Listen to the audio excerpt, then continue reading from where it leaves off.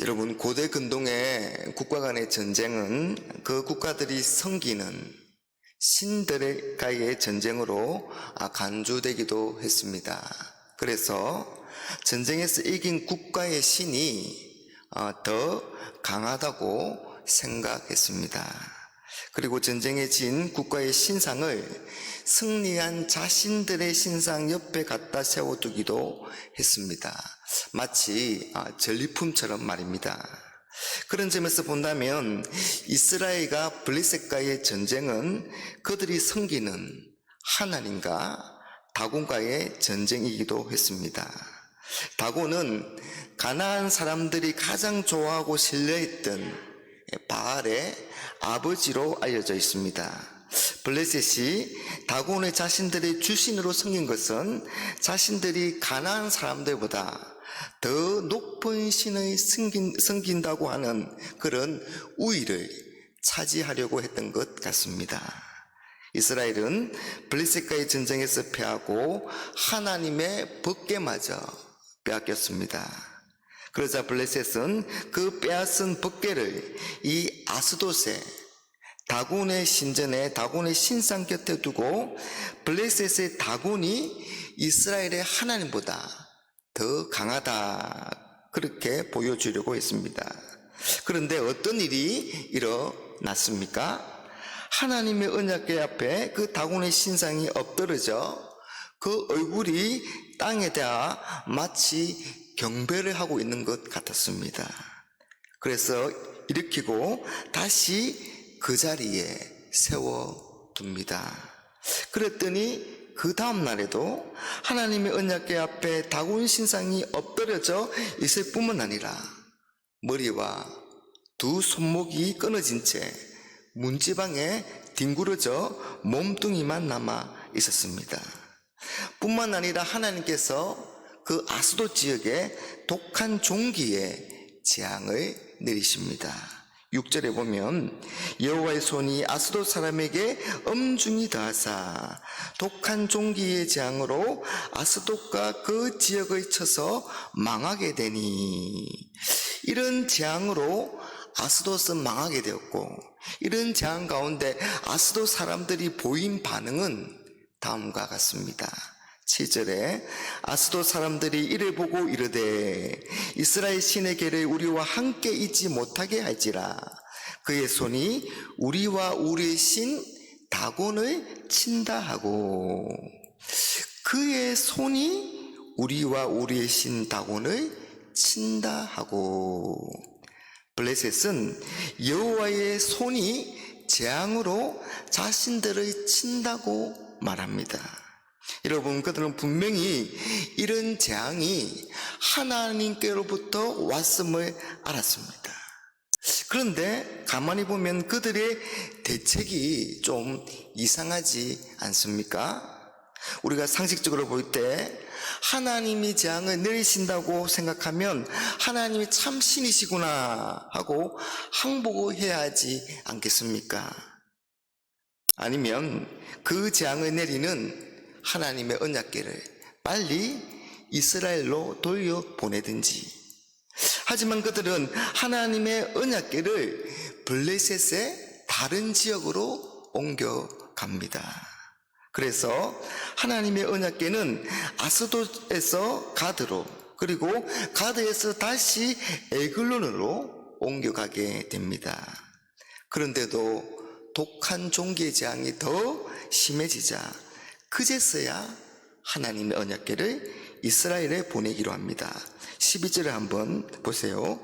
이에 사람을 보내어 블레셋의 모든 방백을 모으고 이르되 이스라엘 신의 궤를 보내어 그 있던 곳으로 돌아가게 하고 우리와 우리 백성이 죽임당함을 면하게 하자. 여러분, 왜 언약궤를 계속 다른 지역으로 옮겨가고 있을까요? 그건 블레셋이 다곤 신 외에도 여러 다른 신들을 섬겼습니다. 그래서 다곤 신으로 안 되면 다른 신으로 하면 안 될까? 다른 신으로 하나님을 대항해서 이기면 안 될까? 하고 생각을 한 것입니다. 여러분, 이건 자신들의 욕심과 욕망을 포기하지 못하는 우리의 어리석음을 보여주고 또 타락한 인간의 실상을 보여주고 있습니다. 여러분, 혹 우리 마음에도 이런 것이 있지는 않습니까? 우리는 하나님을 믿습니다. 그래서 하나님의 은혜와 능력을 경험하고 그 능력을 압니다. 그런데도 놓지 못하고 있는, 그런데도 포기하지 못하고 있는, 그런데도 깨지 못하고 있는, 우리가 신뢰하고 믿고 있는 그 어떤 힘, 그 어떤 능력, 그런 것에 대한 미련이 여전히 남아있지는 않습니까? 그런 것이 있다면 오늘 이 새벽에 다 내려놓는 그런 은혜가 있으시기를 바랍니다. 여러분, 오늘 5장의 기록을 보면 하나님의 법궤가 이 블레셋 땅에 포로처럼 끌려가는 것처럼 보이지만 사실은 하나님의 법궤가 그 땅에 머무는 7달 동안에 오히려 하나님의 위대하신가, 하나님의 전능하신가, 하나님의 영광이 드러났습니다. 결국 블레셋은 이 포로로 붙들려간 법궤 앞에서 완전히 제압당하고 굴복당해서 하나님의 하나님 되심을 인정할 수밖에 없고 소리쳐 구원을 부르짖는 그런 지경에 이르게 되는 것을 우리가 볼 수 있습니다. 여러분, 누가 이긴 것입니까? 여러분, 하나님이 포로가 된 것처럼 보이는 이 사건은 결코 하나님이 패배한 것이 아닙니다. 표면적으로는 블레셋이 하나님의 법궤를 이리저리 끌고 다니는 것처럼 보이지만 사실은 하나님께서 이 블레셋의 도시들을 순회하시면서 그들을 박살내고 그들을 초토화시키고 계신 것입니다.